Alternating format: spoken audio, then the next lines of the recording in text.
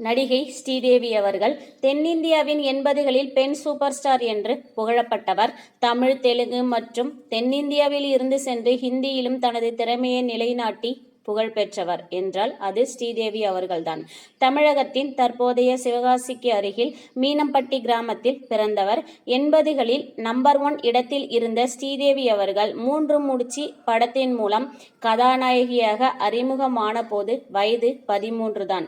1967இல் கந்தன் கருணை படத்தில் திரைப்பட வாழ்க்கையை தொடங்கினார். இப்படத்தில் மறைந்த முன்னாள் முதல்வர் ஜெயலலிதா அவர்களுடன் நடித்திருக்கிறார். 1969இல் துணைவன் திரைப்படத்தில் குழந்தை நட்சத்திரமாக முருகன் வேடத்தில் ரசிக்கப்பட்டார். கலைத்துறையில் இவர் ஆற்றிய பணிக்காக 2013இல் பத்மஸ்ரீ விருது வழங்கியது இந்திய அரசு. 300 படங்களில் நடித்த இவர் தமிழ்நாடு, ஆந்திர மாநில அரசுகளின் சிறந்த நடிகைக்கான விருதையும், கேரள அரசின் சிறந்த குழந்தை நட்சத்திர விருதினையும், 4 முறை பிலிம்பேர் விருதினையும் பெற்று புகழடைந்தார். அதுபோல் இவரின் கடைசி படமும் 300வது படம்தான். குழந்தை நட்சத்திரமாகவே 20க்கும் மேற்பட்ட படங்களிலும், எம்ஜிஆர் மற்றும் சிவாஜி அவர்களின் படங்களில் குழந்தை நட்சத்திரமாக தோன்றியவர். திருவிளையாடல், தெய்வ குழந்தை, பாரத விலாஸ், அகத்தியர் போன்ற படங்களிலும் சிறுபிள்ளைக்கே உண்டான குணத்துடன் நடித்திருப்பார். 1977இல் பாரதிராஜா அவர்களின் 16 வயது நிலை படம்தான் இவரின் மயில் கதாபாத்திரம் பிரபலப்படுத்தியதுடன் சிறந்த காதல் படமாகவும் கருதப்பட்டது. இந்தியா முழுமையும் இவரின் நடிப்பாற்றலால் பலராலும் கொண்டாடப்பட்ட நடிகையாகவே இருந்தார். ஹிந்தியில் நடிக்க சென்ற காலத்தில் இவரது கால்ஷீட்டிற்காக ஒட்டுமொத்த பாலிவுட்டும் காத்திருந்தது. அந்த அளவிற்கு தனது அபாரமான நடிப்பின் மூலம் பீக்கில் சென்றபோது தமிழகம் அவரை பெருமையாகவே பார்த்தது. தமிழில் வாய்ப்பில்லை, அழுத்தமான கேரக்டர் இல்லை, தென்னிந்திய படங்களில் பெண்களுக்கு முக்கியத்துவமில்லை என்ற இன்றைய நடிகைகள் சொல்கிறார்கள். ஆனால் ஸ்ரீதேவி அவர்களோ தமிழில் தனது திறமையை நிரூபித்துவிட்டு தான் ஹிந்திக்கு சென்று இன்று வரை அவரிடத்தில் அவர் மட்டுமே. தமிழில் அவரின் அபாரமான நடிப்பு இன்னும் மக்களின் மனதில் பேசப்பட்டுத்தான் வருகிறது. ஜானி, வறுமையின் நிறம் சிவப்பு, 3ஆம் பிறை, மீண்டும் கோகிலா, வாழ்வே மாயம், நான் அடிமையில்லை போன்ற படங்களில் அந்த கதைக்கு ஏற்ப தனது இயல்பான நடிப்பின் மூலம் நம்மை அசர வைத்தவர். இப்படங்களில் இவர் அந்தந்த கதைக்கு ஏற்ப ஜொலிப்பார் என்றே சொல்லலாம். இவ்வாறு தன்னை தென்னிந்திய சினிமாவில் நிலைநிறுத்தி கொண்டவர்தான் ஸ்ரீதேவி அவர்கள். அவரின் அனைத்து படங்களிலும் தனக்கே உரிய பாணியில் நடித்து மக்களின் மனதில் நீங்கா இடம் பிடித்த மாபெரும் நடிகை. இவரின் ஒவ்வொரு படமும் ஒன்றை ஒன்று மிஞ்சியவைதான். வசீகரம் என்றால் அது ஸ்ரீதேவி அவர்கள்தான். 1971இல் மலையாள பூம்பெட்டா என்ற திரைப்படத்தில் சிற்றன்னையின் துன்பத்திற்கு ஆளாகி அதிலிருந்து மீண்டு வரும் சாரதா என்ற பெண்ணாக இவர் ஏற்ற கதாபாத்திரத்தில் அப்படியே இவரின் நடிப்பு அபாரமாக இருந்ததால் 8 வயதில் கேரள அரசின் சிறந்த குழந்தை நட்சத்திர விருதை பெற்றவர்.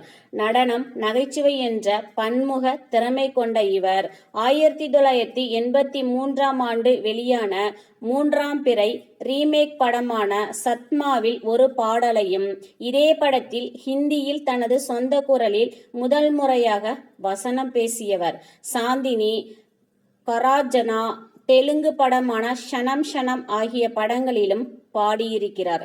1979இல் 16 வயது நிலை திரைப்படம் பாரதிராஜா அவர்களால் ஹிந்தியில் சொல்வா சவான் என்று ரீமேக் செய்யப்பட்டதின் மூலம் பாலிவுட்டில் ஸ்ரீதேவி அவர்களை ஒப்பந்தமாகி கதாநாயகியாக உயரத் தொடங்கினார். இப்படம் தெலுங்கில் கே. ராகவேந்திரா அவர்களால் பதகரெல்லா வயசு என்று 1978இல் ரீமேக் ஆன போதும் அதிலும் ஸ்ரீதேவி அவர்களே ஒப்பந்தமானார். 2 ரீமேக்கிலும் இந்த மயிலால் தான் அந்த கதாபாத்திரத்தை ஜொலிக்க வைக்க முடிந்தது. தமிழில் இருந்து பாலிவுட்டிற்கு சென்று 60க்கும் மேற்பட்ட படங்களில் நடித்து பாலிவுட்டிலும் கனவு கன்னியானார். பாலிவுட்டில் சென்ற சில காலங்கள் ஹிந்தி பேச சிரமப்பட்டதால் அவருக்காக நாஸ் மற்றும் ரேகா அவர்கள் குரல் கொடுத்தனர். சாந்தினி என்ற படத்தில் சொந்த குரலில் பேசி நடித்து அசத்தினார். நாகினா மற்றும் சாந்தினி திரைப்படத்தில் ஜெயபிரதா மற்றும் ரேகா அவர்களை அணுகிய போது அவர்கள் இப்படத்தில் நடிக்க மறுப்பு தெரிவித்ததால் ஸ்ரீதேவியை அணுகவே அதனை பயன்படுத்தி தனது அபார நடிப்பின் மூலம் கோலோச்சினார். லம்ஹே படத்தில் 1991 ஷூட்டிங் லண்டனில் நடந்தபோது தந்தையின் இறப்பு செய்தியை கேட்டு உடனடியாக சொந்த ஊருக்கு வந்து இறுதி சடங்கில் கலந்து கொண்டு மீண்டும் படப்பிடிப்பு தளத்திற்கு திரும்பினார். தனக்கு துன்பம் நேர்ந்த சமயத்திலும் உடல்நிலை சரியில்லாத போதும் தனது வேலையில் உறுதியாக இருந்தவர் ஸ்ரீதேவி அவர்கள். ஸ்ரீதேவி தினமும் 250 முறை ஸ்கிப்பிங், 1 மணி நேரம் உடற்பயிற்சி, வாரத்தில் 2 முறை நீச்சல் பயிற்சியும், பல வருடங்களாக பொரித்த உணவுகளை தவிர்த்து தனது அழகால் ரசிகர்களை கவர்ந்தவர்.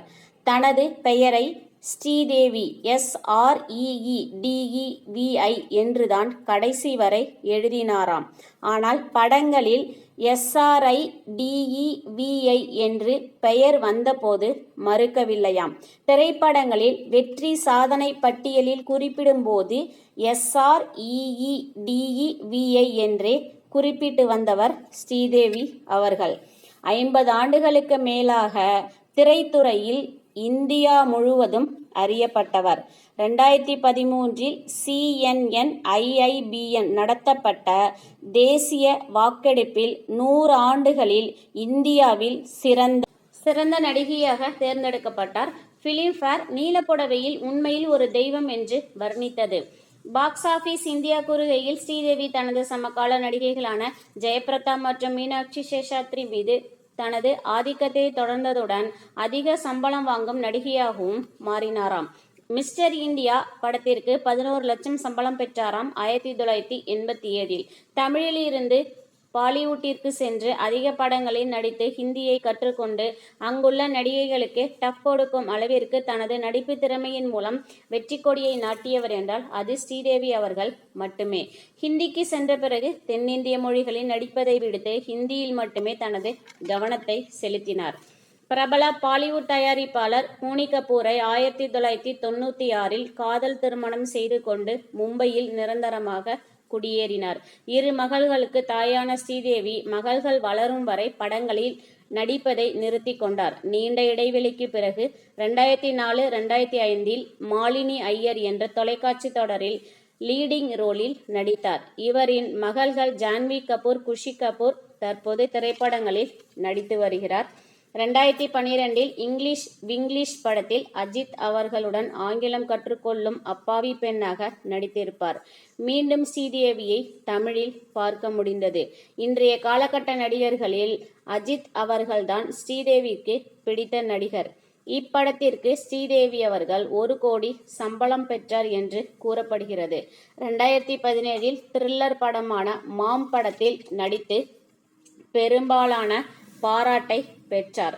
2015 கடைசியாக தமிழில் விஜய் அவர்களுடன் புலி படத்தில் ராணி கதாபாத்திரத்தில் நடித்து தமிழ் ரசிகர்களை மகிழ்ச்சியடைய வைத்தார். 2018 ஷாருக் கான் அவர்களின் ஜீரோ படத்தில் நடிகை ஸ்ரீதேவி அவர்கள் ஸ்ரீதேவியாகவே கௌரவ வேடத்தில் நடித்தார். இதுவே அவரின் கடைசி படமாகவும் அமைந்தது. 2018 உறவினர் திருமணத்திற்கு மகிழ்ச்சியாக குடும்பத்துடன் துபாய் சென்ற போதுதான் ஹோட்டலின் அவரது விருந்தினர் அறையில் பாத்டப்பில் நீரில் மூழ்கி இறந்து கிடந்தார். அவரது மரணம் பற்றிய செய்தி இந்தியா மட்டுமல்லாது உலகம் முழுவதும் அதிர்ச்சி அடைய வைத்ததுடன் சர்வதேச ஊடகங்களில் முக்கிய செய்தியாகவும் இடம்பெற்றது. ஒட்டுமொத்த இந்தியாவும் இரங்கல் தெரிவித்ததோடு இந்திய தேசிய கொடி போர்த்தி உடல் அடக்கம் செய்யப்பட்டதும் குறிப்பிடத்தக்கது. இவரின் மரணத்திற்கு பிறகுதான் சிறந்த நடிகைக்கான தேசிய திரைப்பட விருதும் வழங்கப்பட்டது. தற்போது மும்பை மாநகராட்சியும் ஸ்ரீதேவியை கௌரவப்படுத்தும் விதமாக மும்பையில் உள்ள லோஹண்ட் வாலா சந்திப்பு ஒன்றிற்கு ஸ்ரீதேவி கபூர் சவுக் என பெயரிட்டுள்ளது. இந்த பகுதியில் தான் ஸ்ரீதேவி வசித்ததாகவும் அவருடைய இறுதி ஊர்வலமும் இதன் வழியாகத்தான் சென்றது என்பதற்காக ஸ்ரீதேவியை கௌரவப்படுத்தியுள்ளது.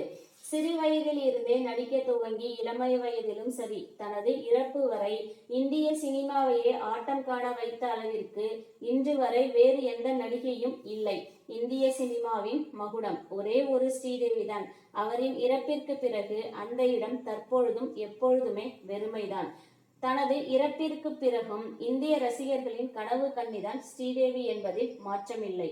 ரசிகர்களின் மனம் கவர்ந்த தமிழ் நாயகி ஸ்ரீதேவி அவர்கள்தான். பள்ளி கல்லூரி வாழ்க்கையை தொலைத்தேன். ஆனால் சினிமா துறையில் நுழைந்து இடைவெளியின்றி உழைத்தேன். குழந்தை நடிகராக இருந்து நேராக கதாநாயகியாக மாறினேன். யோசிக்க நேரமில்லை. அதற்காக நன்றியுடன் இருந்தேன் என்று 2013ஆம் ஆண்டு த நியூஸ் இந்தியன் எக்ஸ்பிரஸ் நாளிதழுக்கு அளித்த பேட்டியில் ஸ்ரீதேவி அவர்கள் கூறியது. தொடர்ந்து இணைந்திருங்கள் கண்மணி தகவல்கள் சேனலுடன். லைக் செய்யுங்கள், ஷேர் செய்யுங்கள், கமெண்ட் செய்யுங்கள், சப்ஸ்கிரைப் செய்யுங்கள். மீண்டும் வேறு ஒரு பதிவுடன்